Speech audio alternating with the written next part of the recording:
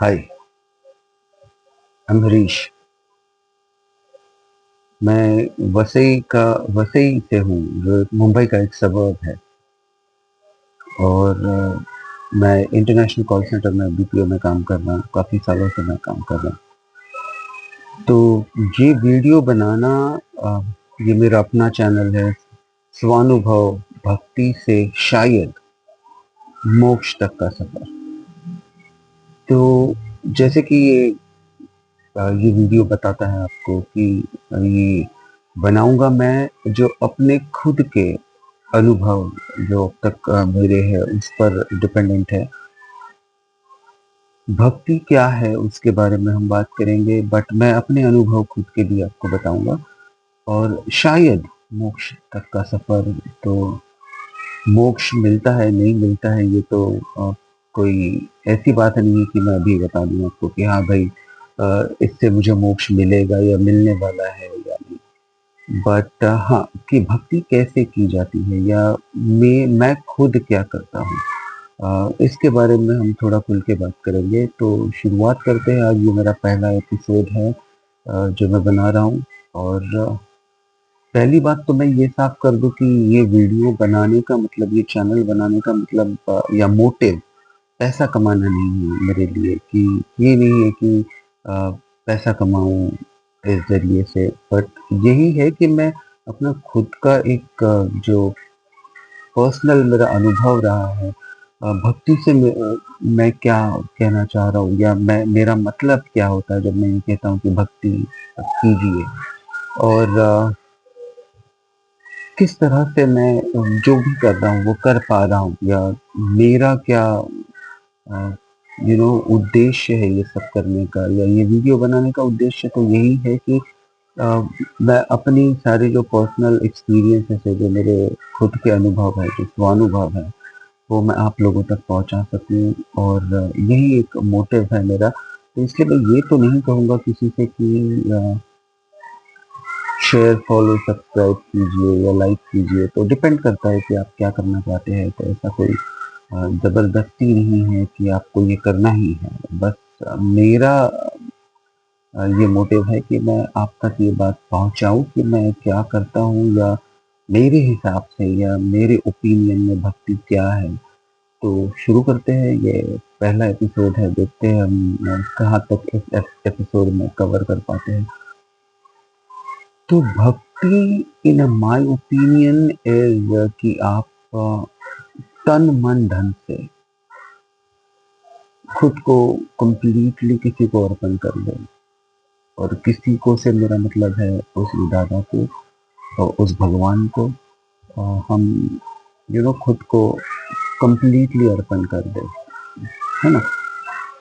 तो वो करना जो भक्ति कहा गया है, जिसको भक्ति हम कहते हैं, वो आजकल के ज़माने में उतना ज़्यादा इट्स नॉट ईज़ी।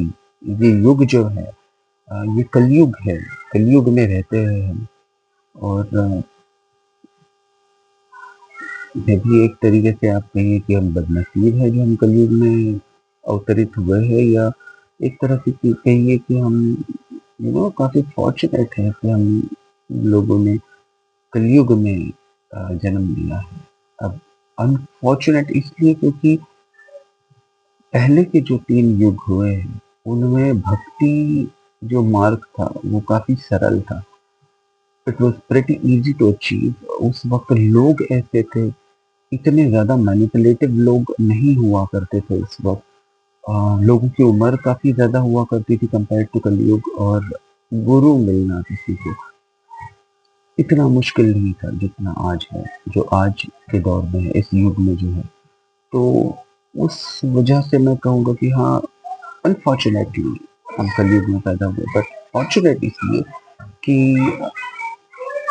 भगवान को पाना, जो चारों युग हैं हमारे, जो 4 युग होते हैं, सतयुग, द्वापर युग, त्रेता युग और कलयुग, सबसे आसान भगवान को पाना जिस युग में है इंसान के लिए, वो कलयुग है। तो फॉर्चुनेटली हम कलयुग में पैदा हुए हैं कि बहुत आसानी से हम प्राप्त कर सकते हैं भगवान को।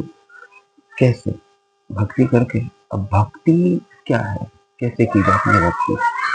तो इट्स नॉट इजी कि आप बोल दो कि हाँ भाई मैंने पूजा कर ली या मैं मंदिर हो गया तो मैंने भक्ति कर ली। नो, भक्ति का मतलब वो नहीं होता। भक्ति का मतलब होता है आप कितनी एकाग्रता से, कितने कंसंट्रेशन के साथ भगवान को याद करते हैं। जैसे कि कहा जाता है तन मन धन से याद करना भगवान को, दैट इज भक्ति। तो कैसे कर पाते हो आप, कितना आप कर पाते हो? तो सबसे आसान है कलयुग में, बिकॉज ये जो युग है इसमें बहुत टफ, बहुत डिफिकल्ट चीज है कि आप किसी एक चीज पर कंसंट्रेट कर पाए। बहुत डिफिकल्ट होता है क्योंकि इतनी सारी चीजें, इतना टफ कंपटीशन है, जीने के लिए इतनी जद्दोजहद करनी पड़ती है रोजमर्रा की जिंदगी में हमको। तो इट्स रियली टफ कि आपको वक्त मिल पाए कि आप भगवान का नाम लें। तो क्या पूजा भर कर लेना भक्ति करना है, या क्या सिर्फ मैं आपके सामने अगर बोले कि भगवान या शिव जी है या हनुमान जी है या विष्णु जी है, या उनका नाम लूं या उनको नमन करूं, तो क्या वो भक्ति हो गई? तो नहीं, भक्ति वो होती है कि देखिए एक चीज होती है जो काफी एक मैकेनिकल रूटीन लाइफ होती है आपके डे टू डे। जैसे मैं सुबह उठूंगा, मैं नहा धो के पूजा पाठ कर लूंगा, लेकिन ये डिपेंड करता है कि जब आप पूजा पाठ कर रहे हो तो आप कितना कंसंट्रेट कर रहे हो भगवान पे। क्या आपका मन सही में भगवान को नहलाने में है, या आप जब जस्ट रोबोटिकली मैकेनिकली कोई काम कर रहे हो और मन या आपके जो विचार है वो कहीं और है, वहां नहीं है जहाँ होनी चाहिए। जहाँ फिजिकली जहाँ आप है वहां आपके विचार या आपका मन नहीं है, कहीं और है, तो वो भक्ति नहीं कही जाएगी। तो भक्ति यही होता है कि 24 घंटे में 8 पहर होते हैं, 8 पहरों में से मैं ये नहीं कहूंगा कि पूरा एक पहर, एक क्षण भी अगर आप नाम लेते हैं बट सच्चे तन मन धन से, जहाँ की कंप्लीटली आप सरेंडर कर देते हो भगवान को, उनका नाम लेते हो, तो वो हम भक्ति कहेंगे। या जैसे रात को सोने के पहले अगर आप तन मन धन से उसको याद करते हो, उनको धन्यवाद देते हो कि आपने ये जो आज का दिन मुझे दिया है, या जो भी कार्य हुआ है मुझसे आज, अच्छा अच्छे कार्य जो मैंने किए हैं उसके लिए धन्यवाद देते हो, और जो गलतियां आपने की है, जो बुरे कार्य जो आपने किए हैं उनके लिए अगर आप उनसे माफी मांगते हो सच्चे तन मन धन से, फिजिकली मेंटली अपने आप को उनको डेडिकेट करके, तो उसको हम भक्ति कहेंगे। वो होती है भक्ति, है ना? तो वो युग गया, ये कलयुग है, वो युग गया जहाँ पे लोगों की उम्र हजारों साल हुआ करती थी। अ, गुरु मिलने आसान थे जो आपको सही रास्ता दिखाते थे, सच्चे भक्ति के मार्ग पे चलने के लिए प्रेरित करते थे और प्रोत्साहित करते थे।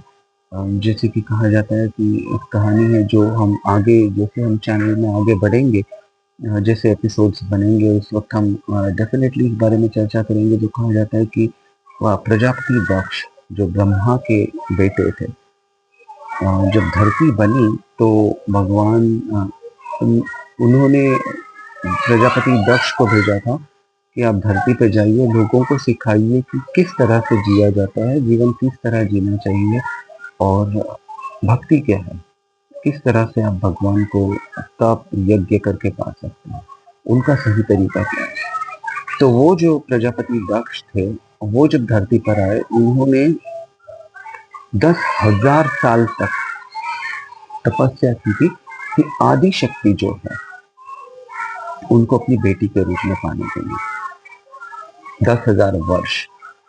और तब आदि शक्ति ने प्रसन्न होकर सती के रूप में जन्म लिया था इस धरती पर। तो वो एक दौर था जहाँ आदि शक्ति ने फिर पुनर्जन्म हुआ उनका पर, शिव जी की को पाने के लिए, जो उन्होंने फिर से सती का जन्म, अवतार खत्म होने के बाद जो फिर से अवतार लिया था धरती पर, वो तब पार्वती माता के रूप में, तब भी उन्होंने 3000 वर्ष तक तपस्या की थी शिव को पाने के लिए। तो उस दौर में शायद ये काफी, हालांकि इतने वर्षों तक, अगर आप हजारों वर्षों तक की तपस्या की बात कर रहे हो तो तब भी शायद मुश्किल हो था, ऑब्वियसली मुश्किल था। लेकिन ये वो दौर नहीं है जहाँ आप इतना सब कर सकते हो, क्योंकि यहाँ उम्र ही लोगों की उतनी नहीं है। एवरेज एज अगर आप देखी जाए तो 150, 70, 60 हर वक्त आपको एक नया कुछ आंकड़ा मिल जाता है सुनने के लिए। तो उतनी तो एज भी नहीं है जो कि आप इतना सब कुछ कर सको। तो इसलिए एक कहा जाता है कि सच्चे तन मन धन को से खुद को समर्पित कर दे और एक बार उनका नाम ले ले, प्रभु का नाम, तब भी वो आसानी से आपको मिल जाए। तो ये युग है कलयुग, जहाँ बहुत आसान है किसी को पाना। बट अब ये प्रश्न उठता है कि ये वो युग ही नहीं है, तो गुरु आप कहाँ से मिलेगा आपको, गुरु कहाँ से लाएंगे आप, कैसे ढूंढेंगे किसी गुरु को? क्योंकि ये जो वक्त चल रहा है, आई मीन लिटरली ये वो वक्त है जहाँ भगवान के नाम पे भी ठगी हो रही है ना। तो बड़ा मुश्किल है किसी को देखकर ये सोचना या किसी कंक्लूजन पे आना कि ये इंसान जो है ये मुझे सही से जो सच्चे रास्ते पर, भक्ति के मार्ग पर ले जा पाएगा या ले जा पाएगी। तो बड़ा ही मुश्किल और जटिल सवाल है कि गुरु कैसे किसी को बनाए या कैसे किसी की बात मान ले। तो गुरु जहाँ तक बनाने का सवाल है, बड़ा ही मुश्किल वक्त है ये। तो हम सच्चे मन से, अगर जैसे मैंने कहा तन मन धन से अगर आप किसी भगवान को मानते हो, फॉर एग्जाम्पल शिव जी है, हनुमान जी है, मैं इन दोनों के स्पेशली नाम क्यों ले रहा हूँ ये भी हम आगे डिस्कस करेंगे। बट इनमें से ही किसी को आप अपना गुरु मान सकते हो। और गुरु मानना या किसी एक किसी व्रत को करना, इट्स प्रेटी इजी कि आपको आप कर सकते हो। बट जो मेरा मानना ये है कि वो बिना संकल्प लिए वो चीज़ें अधूरी होती है। तो संकल्प लेना क्या है, बहुत ही आसान सी चीज़ है जो मैं आगे आपको बताऊंगा। आज तो फिलहाल ये सिर्फ एक इंट्रोडक्शन वाला वीडियो था जिसमें कि मैं बताना चाह रहा हूँ कि मेरे पर्सनल अनुभव क्या है, मेरे ख्याल में, मेरे हिसाब से भक्ति क्या है, या मैंने क्या किया है, या मैं क्या कर रहा हूँ आगे, और कितने हद तक मैं सोचता हूँ कि मैं सही रास्ते पे हूँ, और मेरे अनुभव क्या हुए। जैसे मैं अगर कहूँ कि मैं सही रास्ते पे हूँ या मेरी भक्ति सही है, तो मैं ऐसा क्यों कह रहा हूँ। तो ये भी मैं आपके साथ में आने वाले वक्त में शेयर करूंगा, जो मेरे पर्सनल अनुभव होंगे। वंस अगेन ये चैनल, फिर मैं कहूँ कि मैं कोई साधु संत महात्मा, कोई योगी नहीं हूँ जो मैं यहाँ बैठ के आपको व्याख्यान दूँ। बट मैं अपना खुद का पर्सनल एक अनुभव है जो मैं आपके साथ शेयर करना चाहूँगा। हो सकता है आपके लिए भी कारगर हो सकता है आपको इससे कुछ नई सीख मिले, हो सकता है आपके कुछ आइडियाज हो। तो डेफिनेटली मुझे कमेंट करके ज़रूर बताइएगा कि आप क्या सोचते हैं और आपके आइडियाज क्या है, आपके हिसाब से भक्ति क्या है, या आप किस राह को फॉलो करते हैं। तो वेट कीजिएगा मेरे अगले वीडियो के लिए। बहुत जल्द मैं आपके सामने फिर उपस्थित होऊंगा और फिर हम शुरू करेंगे अपने एक्चुअल वीडियोस बनाना। उम्मीद करता हूँ कि शायद कोई एक दो ही लोग, हो सकता है कुछ सीख ले, उनको कुछ मिल जाए, तो मेरे लिए ये बहुत बड़ा अचीवमेंट होगा। तो thank you so much guys, और मैं आपसे फिर मिलूंगा अगली वीडियो में। Thank you.